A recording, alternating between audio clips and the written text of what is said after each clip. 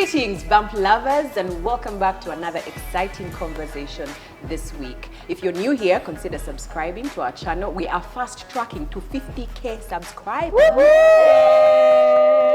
Yes, you might want to be the 50,000th subscriber.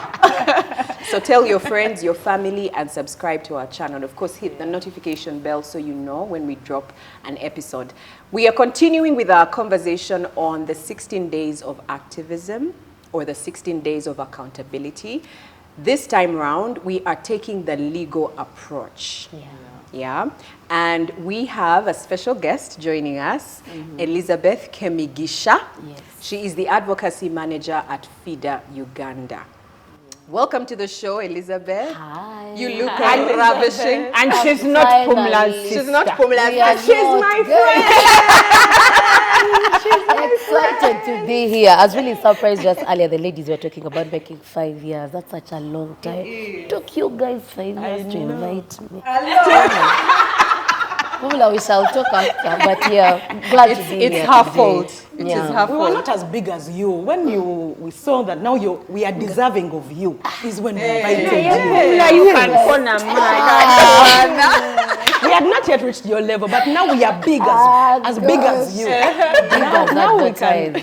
Excited to be here with you ladies. Yeah. Especially around 16 days, which is for me is very dear to my heart. Yeah, and we've been having this conversation over the past few weeks, and someone might be watching for the first time and they have no idea, like, what's this 16 days of activism? I'm hearing about it for the first time. What is Could you explain to us, what's the significance? Yeah, so 16 days of activism is a lot of CSO government speak, but it's really exactly 16 days between 25th November to 10th December, right? And usually, like what Rachel said, like there are days of accountability. There are days we use as NGOs, as groups, as Bump Love here, different collectives that are doing this work, spotlight some of the things that we've been seeing around violence against women, right? It's not a secret anymore that this thing exists, but around that period there's a bit of noise, there's seeking accountability, there's checking on what's working, making noise about certain things that are important to us in this space. So different institutions do different things, different government agencies do different things to sort of commemorate that period, but also sort of like connect sometimes with citizens, with partners, stakeholders, and such things. So Why that's 16 though? I know it was. Why not 8 or 10? Yeah, it's something that happened before so many years ago. So around that period, it was just a selected period when a series of things were happening. Yeah. But of course, many groups that are in human rights and especially on protection of women and children, other vulnerable groups too, keep this slogan of not just 16 days. Let's carry to 365 days of the year. So around that 16 days, you pump up some energy around recognizing all those things. Yeah, I actually read somewhere that it's 16 days because the 25th of November is a certain day and the 10th of December is Human Rights Day. What is on the 26th? No. That like around that period, there's not like different institutions do different things, right? But it's ended by Human Rights Day, which really covers everything now. Human rights. Let's close this thing off like this. Yes. Okay, so in the previous episodes, we spoke about the different ways that women can be protected against gender-based violence. And this was more to do with society's role, individual role, society's role, community's role. What are the existing legal protections in Uganda, you know, that help women who are going through gender-based violence? One of the things I must applaud the government of Uganda, you guys, the laws we make. We have many. There are many. International aspirations. They talk about the, Maputo Protocol, the Convention on Ending Violence Against Women, in all their diversities and, all these things. The laws we do have. Of course, the problem is that there are some sensitive ones where we continue to see loopholes, like protection can be strengthened, right? And I think I'm talking about laws first because for many women, the only place you get to run to is the protection that is somewhere written to say this is my right. You know, many times when something is not written in a law, in a policy, in a guideline, you can't claim, especially even with a social contract that we have with the government. Sometimes it's inscribed in different laws, right? To say the government will do ABC. I'll also play my role as a citizen to prevent these things. So the law plays a very active role in responding to violence against women. And legally, I'll highlight about 2-3 of those that we continue to see, right? The Anti-Pornography Act, for example, that was brought. There were good intentions, right? Protection of children, we're seeing a lot of online, kids getting online. Then COVID brought many of them that were even onto the online space. And that's some of the things that they were talking about. Looks like a great law, right? Broadly. But a lot of what that law did was then harm. I'll give an example. I don't remember, there was a period when they were calling it the mini-skirt bill. Yes. Right now, what happens with how these things become popular like that? We continue to see women like downtown getting undressed. What was in every man's mind was this anti-pornography thing has come for women who dress poorly, who do like this, so undress them, right? And then also, I think you remember there was an instant where we had a bit of celebrities, women, whose images, videos were getting shared here and there. And then they became the victims at the end of the day. Because the act does not take into consideration that you consented, right? If I share something with my partner, regardless of the consent there, the law could come for you, right? So a lot of women then became victims instead of getting protection from this particular law. I'm giving that example because I think many of us heard about that incident, artists and other women in the spotlight for different reasons. And the government, one of the things that they did in the last 2 years is try to just remove that particular clause. Many women during 16 days of activism made a lot of noise. This thing cannot continue to stay. Went to court and they worked on that, right? And the government also continues to do like laws around access to these services, like having that first aid, that first legal aid, that first medical aid, let me say, in cases of sexual violence. So sexual violence will encompass everything, defilement, rape, assault, anything of that nature, all that falls within sexual, right? The government has had programs where they educate, where there's legal protection is there for, except for some of the few instances. And also the second thing I wanted to highlight was the Sexual Offences Bill. I don't know if you remember that news clip everywhere where an MP said, when the plane takes off, tell you put down once. That's how sexual activity was viewed by a whole plenary. It was debated with so much casual. It was casual. It's a plane. They were laughing, right? About an issue as huge as sexual violence. 1 out of 3 women globally has experienced sexual violence before the age of 15. Right? In Uganda, police crimes report will show you some of the most reported cases are defilement, rape. What is funny for defilement, it's always around the family. Persons known to the children. People that even have a fiduciary duty to the children. You're meant to protect, but that's all you do. So it was just so weird that in Parliament, where we expect some of these things to happen, it was debated with such... when a plane takes off, apparently that's how sexual activity should be. If you've said yes, in the middle for you, why are you refusing? And I remember a member of Parliament to say, you mean, sometimes you've paid for a hotel room, then a woman reaches and tells you now we cannot continue. That cannot happen, right? So a clause on consent was debated like that. Yet we know consent is what separates violence and sexual activity, right? So if something as huge as consent had to be debated in such, right, I think we are not doing the right thing, right? So there's legal protection, just really summing it up, there's legal protection in different laws, right, that we have in the country. The loopholes coming in some of those sensitive things. And why it's important is because it's those things that people say, that one is difficult to legislate. We can't put a law for everything. That is in the bedroom. You've heard about the marriage bill that was being discussed. And they're saying they can't include a clause on marital rape, which is a reality for many women that, for example, come to FIDA. But because it's not anywhere, and it's important that it's legislated as marital, not any other rape, because of that power dynamic between you and the person that you're sexually relating with, it's difficult. But you saw someone says that's a private matter. It's a bedroom matter. We cannot enter those things. And we believe that line that usually gets drawn between the private and public space is extremely dangerous. You know, so generally that's why we are looking at in terms of legal protection, but some of the major loopholes, especially that we think are important to highlight these 16 days. And allow me to say, when speaking of legal protection, because I speak to a lot of women who go through these kinds of struggles, not necessarily the violence in the homes, but who are usually seeking redress within their homes. Kemi is one of the ladies that I usually refer the women too, and she's always willing to help. Did you say she works with FIDA? Yeah. It's an association of Uganda women lawyers.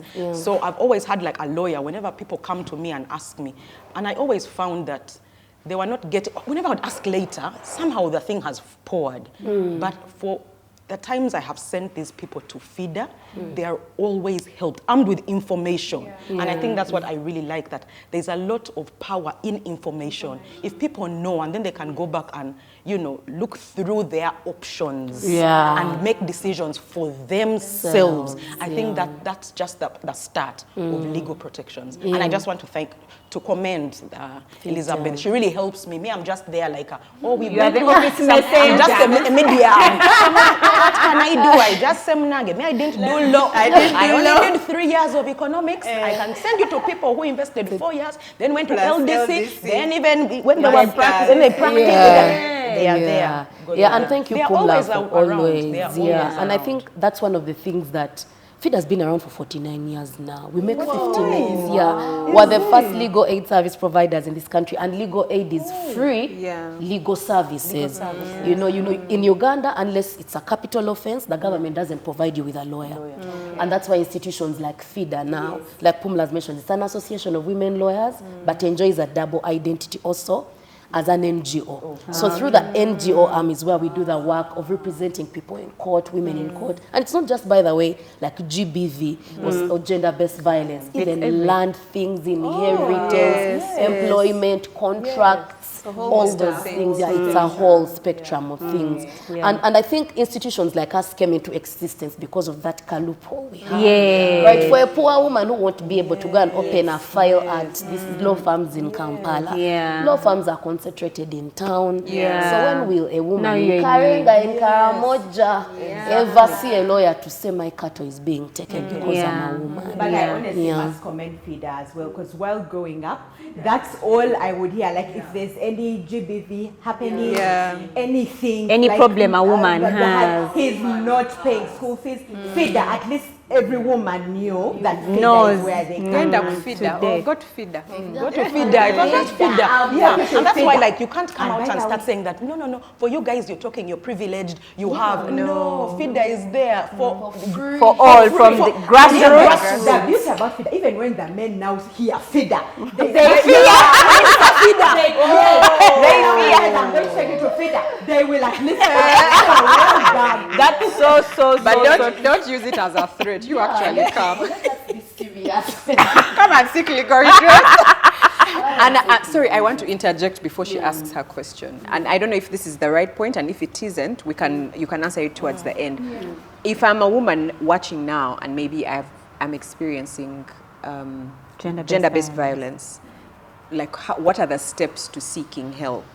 Do I first go to the police? Do I first go to a lawyer? Like some people know Pumla, so they'll go to her and ask, and she'll direct them to the lawyer. Should I go to friends? Should I go to relatives? Should I go back to my parents? How do I approach? Should I shout on the street? Should I come in my pajamas? Should I come in my pajamas? Make my thread. You know, and when I'm coming to FIDA, what do I need to come? So the process of seeking for help is not linear for many women, because of also how violence manifests with different women's lives. You get, I have women that I meet recently as a Javas, and a waitress saw my T-shirt had FIDA, so she wrote me a note to ask. I said, these T-shirts, I think, do the work that we want them to do. So she asked the question, and she was also just asking, where do I begin from? This is what's happening. So I left her a number and just said, let's speak, because everyone's process is really different. But many times, depending on the nature of violence you're experiencing, we advise that safety first, really. So that's why you find that we find women, sometimes a person is experiencing physical violence, and in that moment when she escapes, she runs to FIDA, right? Because at that moment you're looking for like safety. So we really do advise that the first thing is to get away from danger if you do not have anyone to help you. We usually advise the police as the first step, because of the evidential issues in proving that this thing is happening, right? So we usually advise women, go have a reference, right? I like it very much when we meet clients with their references. Says, on this date, this thing happened, on this date. Because we are not in an ideal world, right? No, you're walking around someone saying this person was, let me say, physically violating me, but you have nothing to show for it. The problem with the criminal justice system, evidence, right, is what works, right? Yeah, sometimes we've had issues like judicial activism, which is where, like judiciary, the judges, the magistrates say no. But with this evidence I'm presented with, and with this, a lot of experience, and the cases I've handled, this man is lying, or this woman is lying. But you can't walk around with that, right? So we usually advise, go to police, get your reference. And there are also many challenges at the police, but it helps that you did report, right? That it's there. Whether they did anything or not, you have a reference number. So many times when you go to a police that is well equipped and they're able to do the work, and we've seen this in many of the districts where we work, which is 21, we've seen police collaborate. Take a statement. If it's sexual violence, get that police form. They will direct you to a health center. Get it filled, because it's the primary evidence to prove that perhaps whatever you're saying happened, indeed happened. Usually from there now, clients would sometimes go home. Or now, after a few days, when she feels the thing is not moving, may it come to FIDA.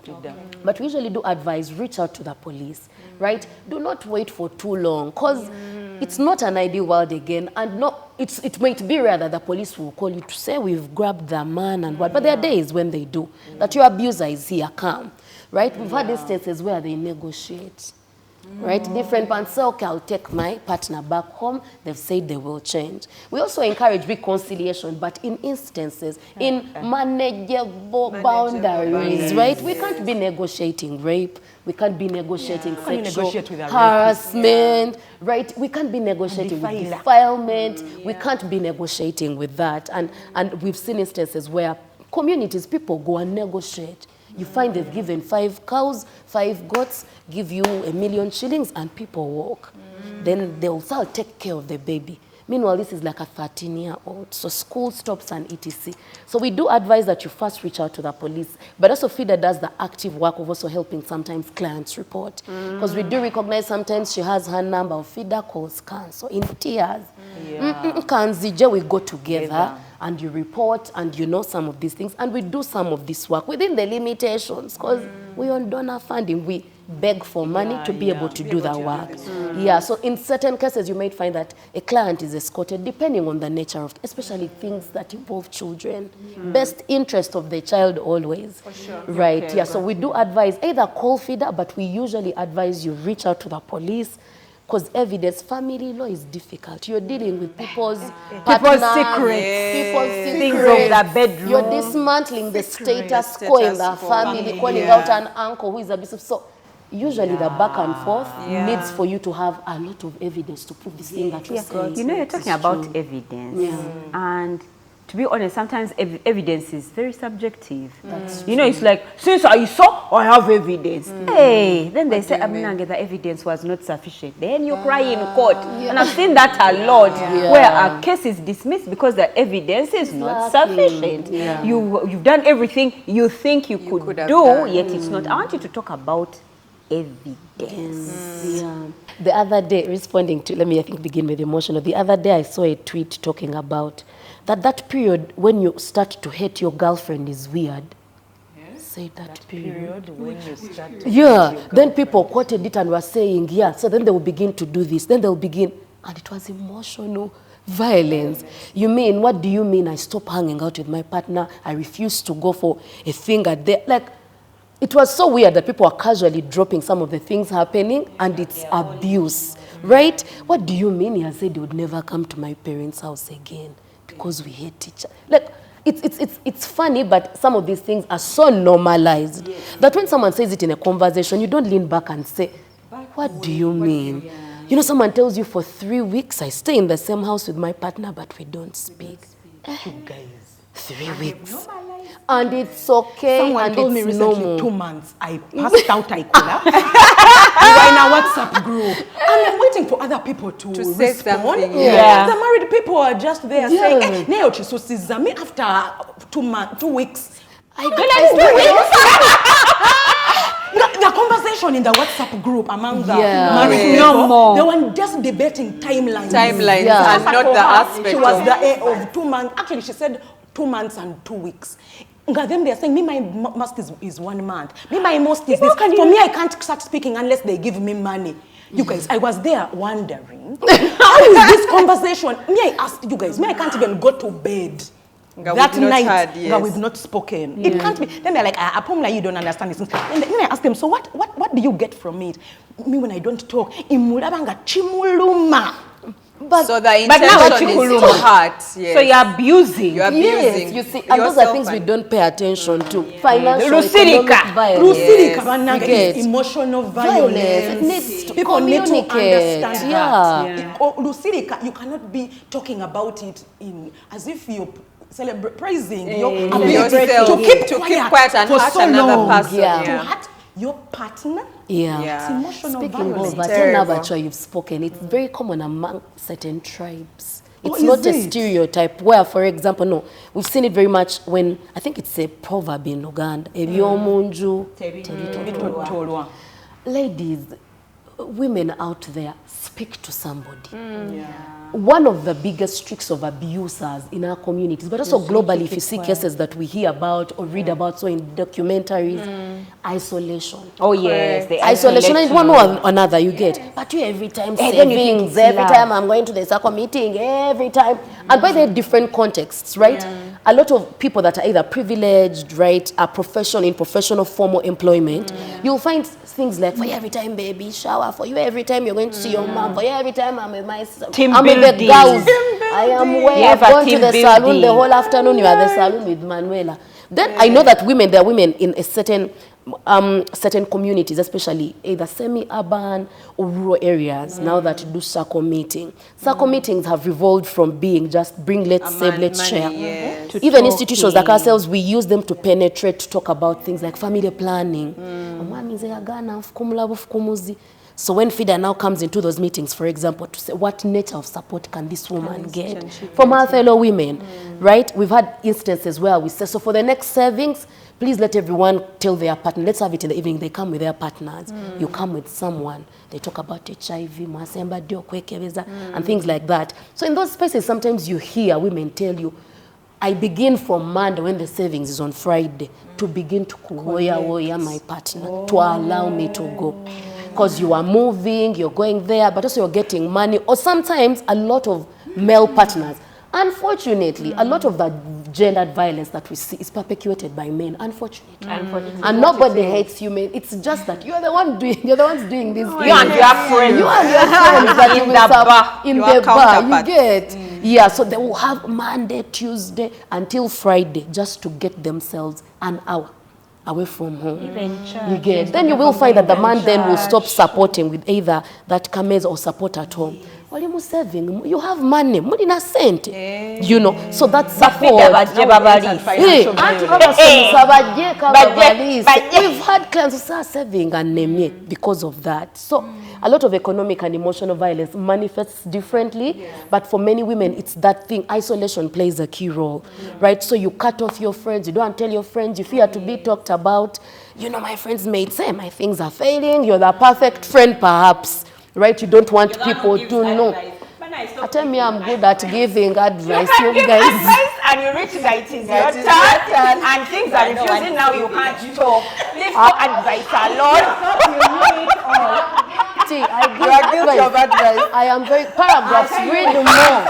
Option 1, option 2, option 3. I am a person of advice I will give.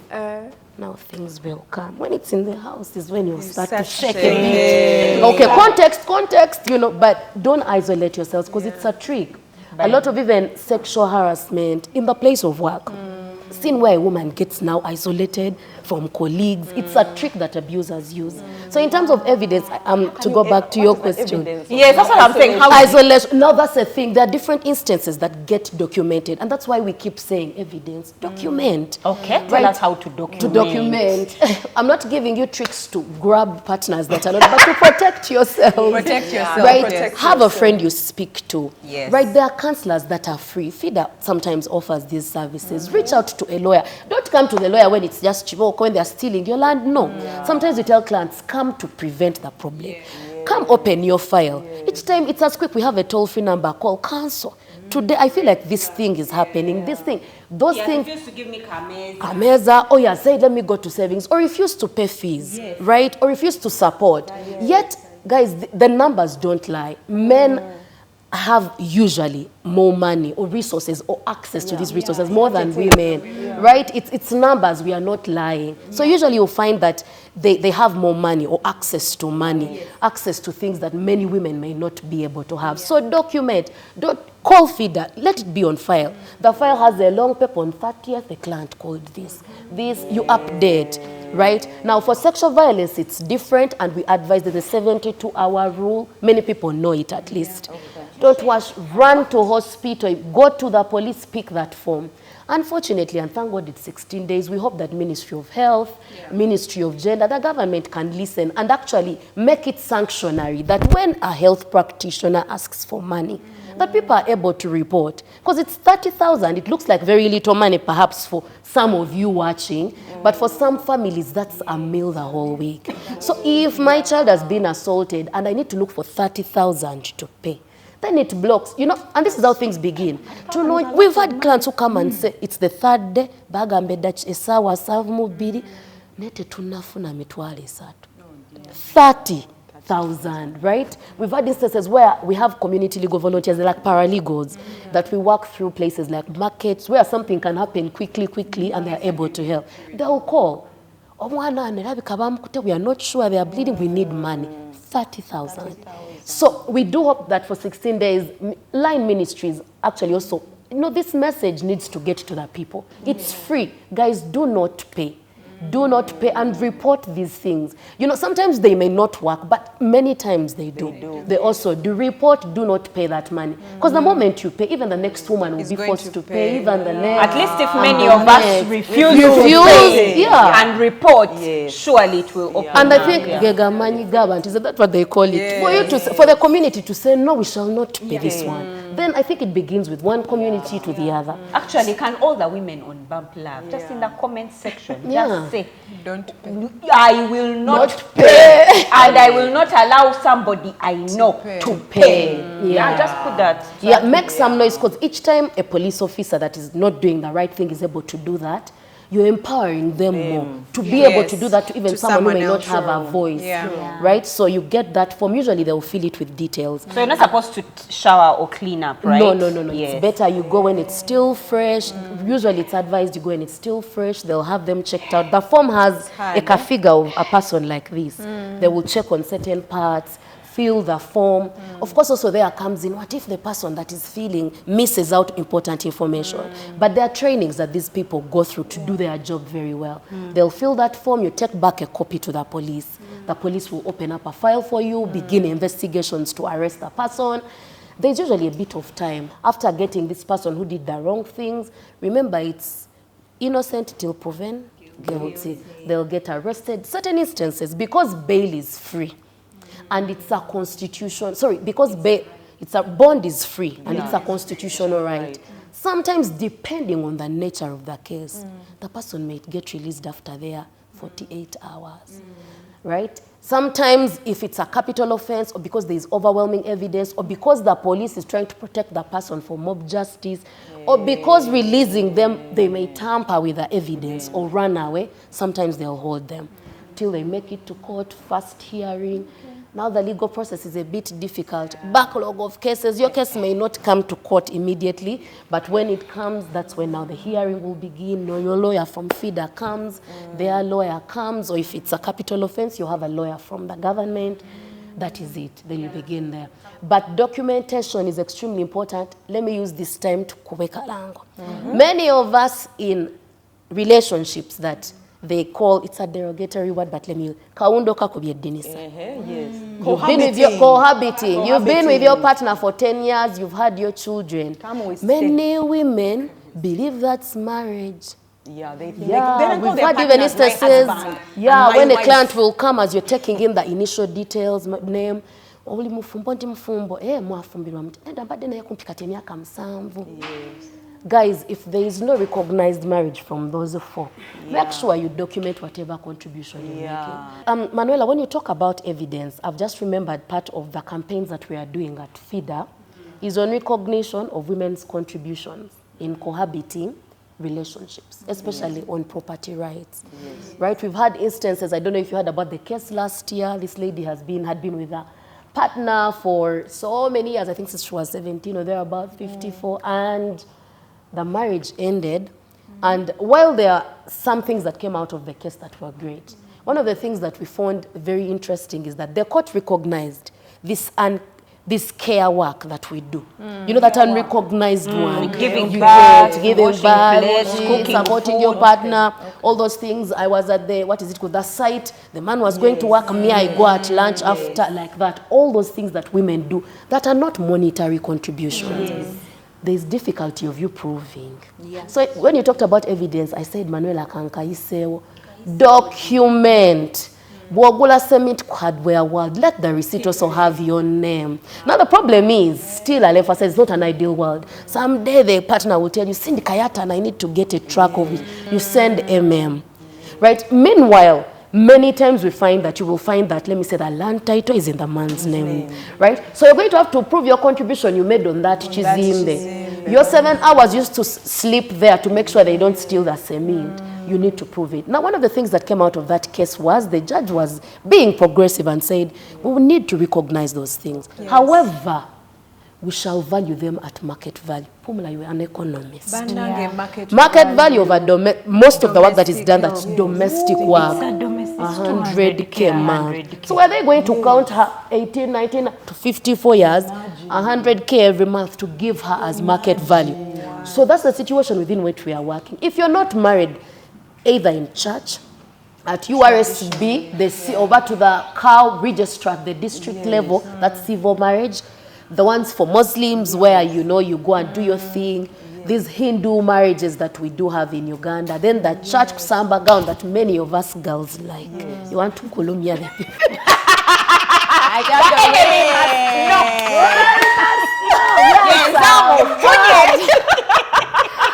I usually tell my women when I go to the field,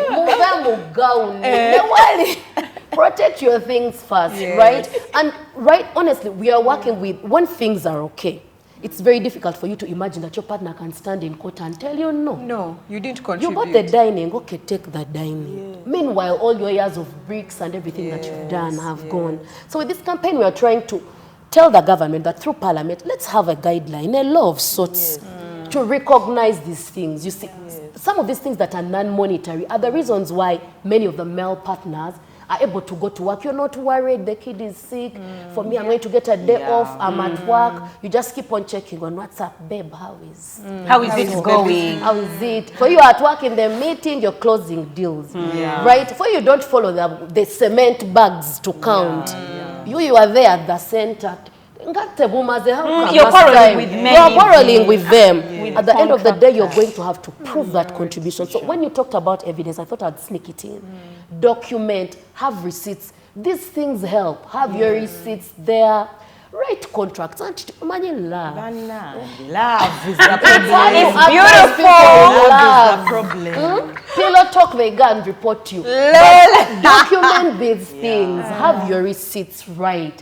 At that moment, you can't believe when your partner will look at you and tell you, Kemi, you did not put. Where is the receipt? Okay, market value of my many years from when I was 17 to 54 years. What are you going to give me to return me back to that, you know? And maybe that's why many women fear. And we're talking earlier about how many women stay in marriages and relationships that are not working because you're scared of being alone. You don't want to be seen as a failure. You don't want to be seen as the one who's who did not manage. You, the things didn't work. Maybe you're the serious friend who gives advice. And now, like I Now it is a no.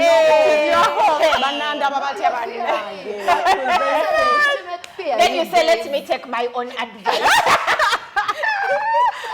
Then you're stressed, how do I align my values with my choices? But it begins there, right? Document everything, have your receipts right, write contracts. Yeah. One of the things we are pushing for prenuptial agreements in the marriage bill right now, let it be normalized. Or but it's just that one, when they advise you when you're happy, you think people don't want you to be happy. But also, I know that for many times, because of the vulnerabilities that many women face, because of the intersecting things, either she's not literate, or maybe because of the circumstances which the marriage began. Yes. Fees, paid fees. So now you feel like you owe it to this person. Some of those things are talked about in the marriage bill. Do you pay back the seed money? You've had a breach of marriage, promise to marry. Didn't you hear the girl they told to pay back 14 mil? The man paid fees in hope that the girl will marry. So if you enter such a marriage... law, actually I need to say this, people, the law, you're not a lawyer. I swear. So there are things when you hear that, anticipation, you made an emotional contract with a man that you would marry him. Now you're going out on dates, you don't know. You're making emotional contracts. And then you reach court and you say, no, she was there and she needs to pay me back my money. And you're there, you have no job. It's a real breach of promise to marry. For you, Breach of promise to marry. It's a real thing. So because of those circumstances that surround sometimes how people get into marriages, or relationships. So those intersecting things, and this is because I know a lot of women are blamed. Why aren't you leaving? Why aren't you? You know, reports, the UN reports show many times women will go back more than 4 times before she escapes violence. Right? There's a show on Netflix, The Maid. Like it shows you the dynamic of how many times they go back, how many times the shackles that are holding them. I can't go back home. This man paid bride price. I fear they're going to tell my family to return this money. Because even when it's legal by the way, returning bride price. But it happens that the family, now I'll go back to return this thing. It's the man. So many times we do encourage women to document as a sort of protection. Wait, did you say that it is illegal? It is, to return. It's actually illegal. Illegal, yes. There's a real court case about it. You're not supposed to return. In our cultures, so the law you're saying supersedes that culture practice. Anything that is in contravention with the constitution, whether for you it's your norm, how people are saying FGM for us it's our culture, anything that contravenes the constitution. If your culture does not align, then it's not a good culture. But we see it happening. So the law supersedes this thing. It's because we're not knowledgeable. We don't even know that. So you think it's just culture. How about things like emotional abuse or financial abuse? Like, how do I document? Still what I've said, guys, get somebody to talk to. Okay, Sometimes we even advise. Can I go, is Rachel my document? Can I go to court with Rachel and tell her that my man did this? Like, it can be corroboration for that, for other things that might have happened. You get plus the calls you made to the FIDA lawyer at 2 a.m. So it's like you have to document. You really, and unfortunately, that's what we have to work with, right? If you don't find a judicial officer that is progressive, that is invested in understanding how, for example, the intersection of the vulnerability and this violence someone is experiencing, you need to have your staff. I have someone who used to email herself. Like on this day, this day, this and this happened. You know how you journal. Yes, I'm sharing with Rachel, but what I journaled and what I emailed myself is in line with what Rachel has said, because you also don't have to be in a place where he can say, but that girl Rachel, she's your friend. Because the way anything, of course she'll side with you. So she used to email herself her journals and what she has written in her journal. And so when that time came, she just got all the emails she had ever sent to herself with the dates, so she could present. So on this day, this and this happened. On this day, this and this happened. She also recorded phone calls. Like when he would start saying, but what kind of woman are you? She goes out to record. I beg your pardon. Record. What kind of woman? I said, what kind of woman? You are like your mother. But why do you say such things? Actually, I've said, wasn't it in this group? Did someone send us a Bampla video? Was it in this group? Of someone who sent a video we've got messages. By the way, even Bump Love is evidence. Yes. We have people who have come to us, who have reached out to us, who have sent us audios when their men don't know. Yes. They are recording Their them. men are We've talking. got videos Yes. of people who have Actually, sent men, to be us. careful. They And can they're asking us for advice. We just don't come out to tell you because, you know, they tell us this and then they ask us, keep us anonymous. Yeah. But even us, we are a document. You can send things to people's DMs. Record them. I have a video recording of someone. The man was abusing her emotionally, like verbally abusing her. She just put record of video. And when you can't, that man is a very respectable man in this society. If I came and told you, Najemba, that Mwami Gundi talks to his wife like that, you would never believe But it. the evidence was there. Yeah. A simple one that a friend of mine did, someone advised her that, you know what, just send him. Now it was on the husband himself. Send a message. I did not deserve the way you hit me yesterday. And then, yes, I did it and I'll do it again. You screenshot, even if he has disappearing messages. Yeah. You screenshot, you're like, now where are the lies going to come from? Yeah, there's usually a With lot. himself. Yeah. So those We cannot messages. underscore. And then I think I'm so glad that you did something on community realizing their power, the power that they hold. I know that a lot of these things, if I shared with my neighbor, if I shared with, and we were genuinely invested in a society that is, you know, these things would work. But we use all those tricks. I call them tricks, so that you have overwhelming evidence that this kind of abuse is happening. But also because of society's response to some of this abuse. What do you mean 2 months, you're not talking, you're not, you know? And especially for some women that are either semi-illiterate or illiterate or in rural areas, they may not have, for example, a phone to record, but some of them usually go to these savings groups. So there are savings groups where a woman will see before the meeting has ended. Hey, mama, again, and they know, you get, that man is not an easy man. So some of those, when you go to ask these women, do you think this man maybe harmed this woman? They will not. Yes, even this day. So it's important that you have as many streams. Let's unlearn the shame, this expectation that your life should be perfect and that you have to have everything right. I think it stems from that some women feel, I will not. It's really patriarchy. It's rooted in patriarchy that you feel shame to seek for help. Yet you're suffering, right? Yeah, collect as much evidence as possible. If you're buying cement, keep these things. Otherwise, you're going to spend your prime years working and it's going to be very difficult for you to walk. What will happen? Chikonde every day until one of you passes. We've had instances that lead to death, right? We've had a client who was an axe and they cut her over her house. You know, they stopped working and I think the woman said, I'm not leaving. The house is almost complete. Where am I going? This is all my life. Yeah. Before you knew it, this man had used an axe. I think around lockdown there was that case. And it was just so disheartening that we get to a point of death. Yeah. So that's why, that's the extreme one that we say, that one is bad. Emotional, verbal. Your child, in fact, you're on the journey to the extreme. You are heading there. Yeah, so we do hope really for 60 days. But has he beaten you? He has not. You say no. Aganya wenyize yena kwezi.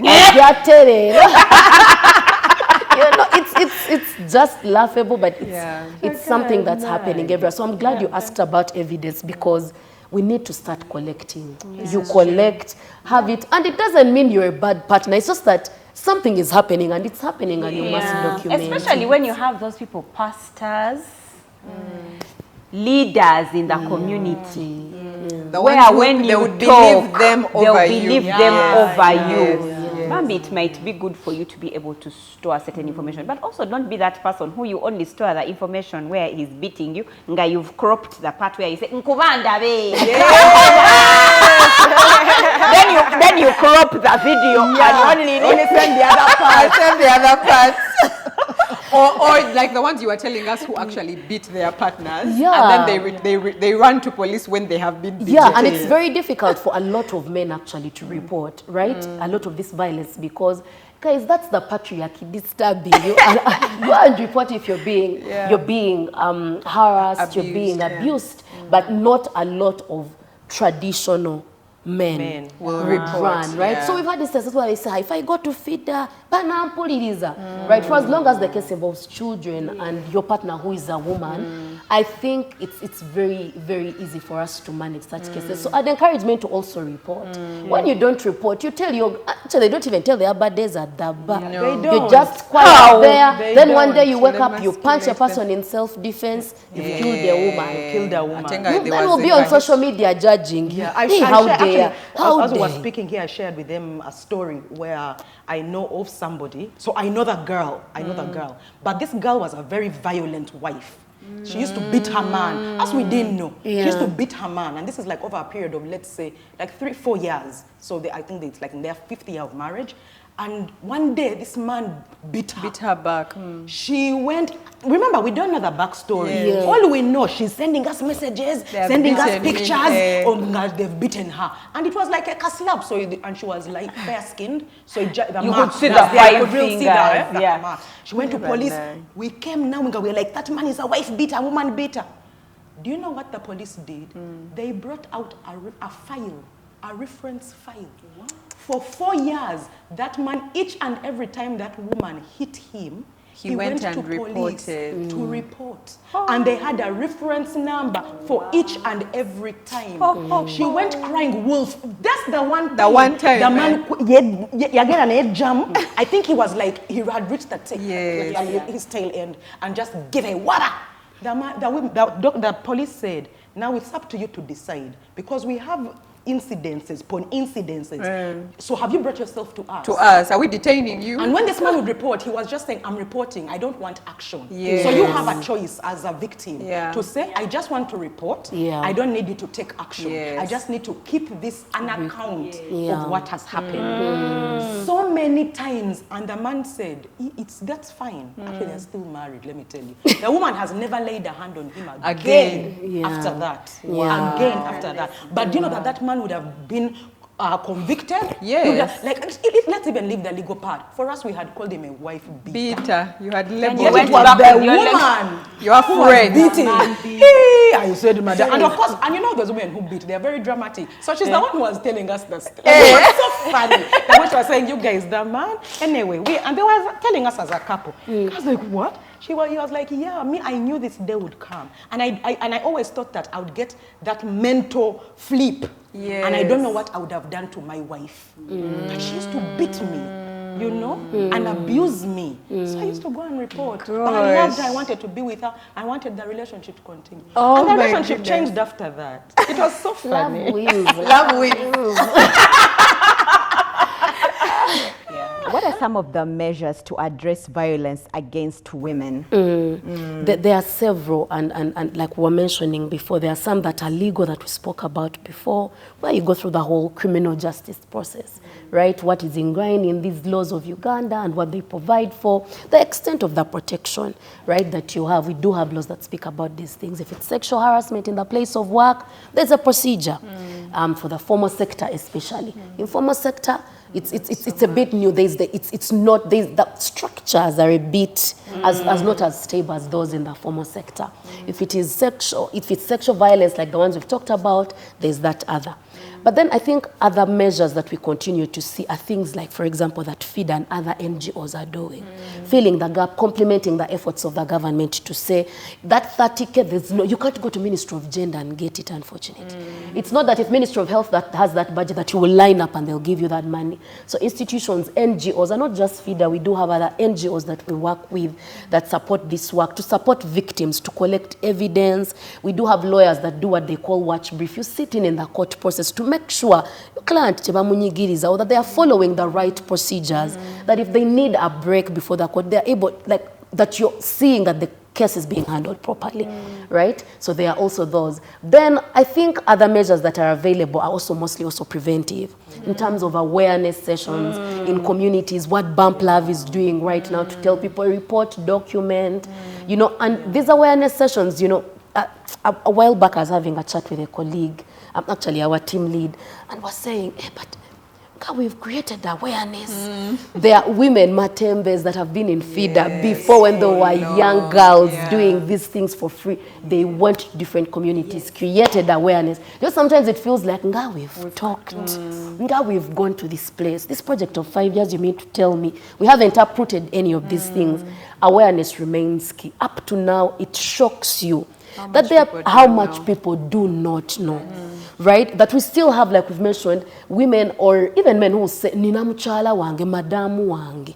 But it's usually mostly women when you ask them and they'll tell you, ndi mufumbo. And they are not. Right? So for you to explain to someone, actually, the law, I remember a woman sometime in Luero who asked, you mean tell me even the children, even if I have more than 3 children, even if you have 1, even if you have 10, it doesn't change anything. Right? So awareness continues to be key. And I think one of the things that government should look at in terms of investing is awareness that comes from the state, right? A lot of the awareness that is happening in communities is happening through NGOs, which beg for money, that UN Women has given you money, that C has given you money, the Danish Embassy has given you money, that some anonymous donor has sent money for court filing fees, because you need money to file these cases. So because that is not sustainable, when the donors project ends, what happens to those cases? Who have not signed the other bill. The National Legal Aid Bill. The other one. You've understood it. We did not know that real help want to be come. The World Bank want to give you money because of these things. So because we are dealing with those many challenges, it continues to be important that awareness in communities is happening. We see communities where FGM is happening, where the women will tell you, okay, I do not want to be cut. But when you're cut, your bride price is higher.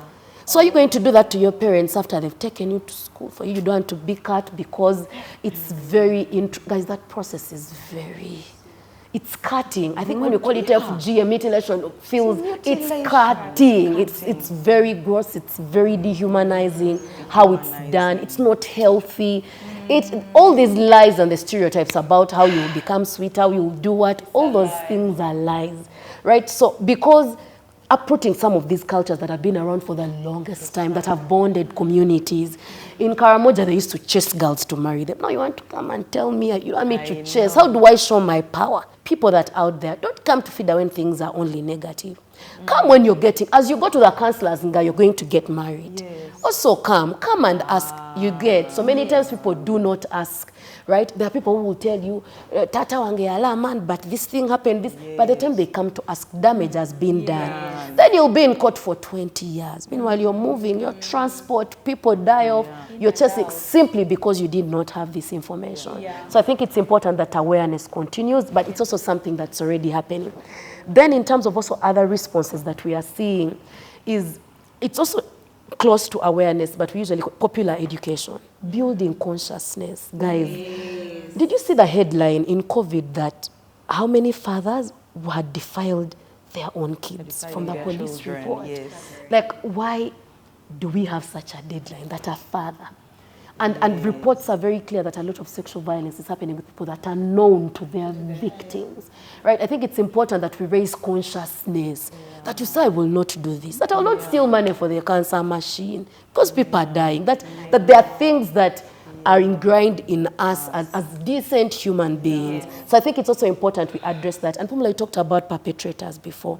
There are now all these programs, I think in the NGO speak, we call them male engagement, where now there are institutions that are reaching out to these perpetrators. Why is this thing happening? Right? Why do we have, there are certain times when there is a certain nature, the way violence manifests, that remember at a time when they were killing women, but also shoving sticks in their private parts, right? Like there are certain trends of things that happen that show you people are not conscious at all. So also building consciousness in communities, having communities that care, right? That something happened, that it's alarming. Let's not get too used to these things happening. Because the more something is normalized, then it will keep happening.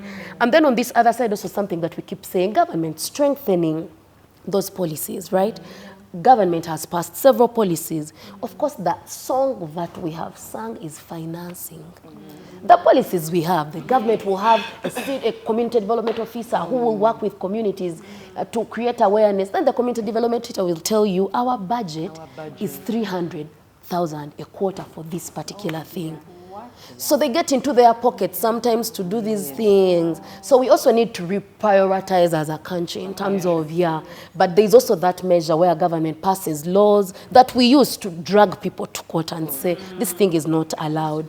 Yeah, so those laws also that are present to help, infused with awareness, with creating consciousness in communities, supporting victims. I think also that's very important work that's happening right now. We do have government programs that support victims of violence, of different forms of violence, to say, okay, if it is PDM has also become Parish Development Model. But if it is government fund for women, can we prioritize? We were having discussions with Ministry of Gender to say, yes, all women are vulnerable, but there are those that are more. So if you're prioritizing files to give that car response money, can we look at, for example, groups of women that are living with HIV, groups of women that have experienced violence, to say, because of the vulnerability they are facing, it's important that there's that extra effort, that equitable financing of government programs. I think there's a bit of inconsistency. Sometimes we lose track. You know, I saw during COVID, in the middle of a pandemic, guys, when Parliament tried to slash the health budget, like at that point, as if we had learnt nothing, right? So I think these programs that the government comes with development partners, I don't know what will happen now. They've threatened to cut it. But yeah, there are all these programs that the government as a society, we need to change. Because we are the ones who have said that bill shouldn't be signed. So it's now our prerogative. It is now on us for us to tell a woman, Mnangi, marriage is wonderful and it is good, but to the right man. Clearly, you have the wrong man. The one who's meleeing you, that one is the wrong one. God will give you the one who is yours, who will honor you and respect you as a wife. So that she doesn't feel bad that she's living a bad man. She's not living marriage. She's living a bad man, you know. And she can get married another time to somebody else, you know. And also just that unlearning what patriarchy has taught women. Head of the house is the man, so when the man is not there, your family is not okay. So if we also unlearn that, right? There are families where, and you guys, I don't think breadwinners are still men. There are some good men. I really want to say bad men. Bad men, yes. Because let's not say those ones who are okay, start to look for trouble. If you are fine now, but if you have a bad man, he shouldn't be the head of your home. What is that? Yeah. You know? I also now my children won't go to school. You people, let me tell you, mothers, 1 year away from school, 2 years, 3 years are okay. As in, they fear that the child won't be able to go to school. But if they don't go to school for the first year, or the second year, or the third year, by the way, it's okay. People have made it in life without being educated. So do not be there staying in the marriage where they are beating you, almost about to kill you because he's paying school fees. You say, remove from yourself that fear that 1 year of education means that the child has died. We missed 2 years of education during COVID, but people are going back. You go back, save your life, work your way, get the money, and take your children back to school. Don't keep don't stay in a marriage where you're going to be beaten. The children have to go to school. You know, as we keep advising, let's not forget also, we live in communities where victim blaming is the order of the day. When a woman gets raped, first question, what were you wearing? Where were you? She was blessed. Yeah, why didn't she manage? Why did you go on a date with this person? So I also know that there's a lot of victim blaming for victims of domestic violence, right? So just to say that we see you, all this that we are saying, we do hope that you get that fear out of you, right? And it's not very easy. Like I mentioned, so many times victims of domestic violence will go back to their partners that are not good partners for many reasons. So we are not blaming victims, but we are only saying that we do hope that you get that strength, you get the support, the courage for you to say, this thing is going to kill me, and I exit. You know, yes, last week we talked about experiences, and I actually remembered last night that this violence thing, I remember I had a boss, and I was working in that church. Sebo, he showed me his what? I will not go into the details of it, but I remember that when we went to that church, what it was, what I saw. When we went to the church, and I remember I was engaged to be married at that time. And I immediately went to speak to my line manager, my pastor line manager, with whom we went to see the rest of the pastors. And I picked up Brian. Well, so I didn't delay. On that day, so I called. And I remember when we sat in a meeting to report, I was asked, did you do anything to suggest to, you know, that you might have been interested? So then I was like, you people, these things actually, and me, I'm bold. And I talked, I did not leave anything, you know. So to say that thing that you've said about victimizing women, women refuse. I was wearing my short dress so that I could have a good time. There were 4 of us with short dresses. Whereas I the one who was raped. You know, but also don't wear short dresses, just in life. But also, So where your mini is, it's the mini will not rape or assault this girl. It will be the man. Yeah, because we've seen Muslim women that cover up, guys, or downtown. When I'm going downtown, I mentally prepare chi leggings, a chi t-shirt, a sweater, a cape. You're ready to go and pick your things and leave. They'll still pull you. Like pull you and make it very uncomfortable for you to tap your bum. Like there's always something. How about children? Children. What has that child done? What has a child done? Right? And that's why, because of the whole digitalization also problem in terms of gender-based violence, it has also brought in another angle that is, you know, I know that online is like a reflection of what's happening in our communities, but online really facilitates also violence, right? These days a nude will be on that timeline at 7, and at 10 you've packed your things, you've gone to the village. Because everybody knows. Everyone knows. From your pastor to your parents, right? And outside even what legal protection you may seek after, there's usually damage done that's sometimes psychological for a lot of young women that are doing work online. If you're an influencer, do you think Manuela will continue to see your designs online? No, you won't post on Instagram because everyone in the comments is asking you about that. How far did you go? Get women politicians, you see the kind of violence, and it's gendered because the kind of abuse when a man's nudes leak and a woman's, you can see that it's gendered. It's rooted in something, right? They're trying to shame you out of that whole space altogether. And I think also that digitalization thing is something that we need to pay attention to. How do we protect, especially children on there? Have you seen a picture of a child?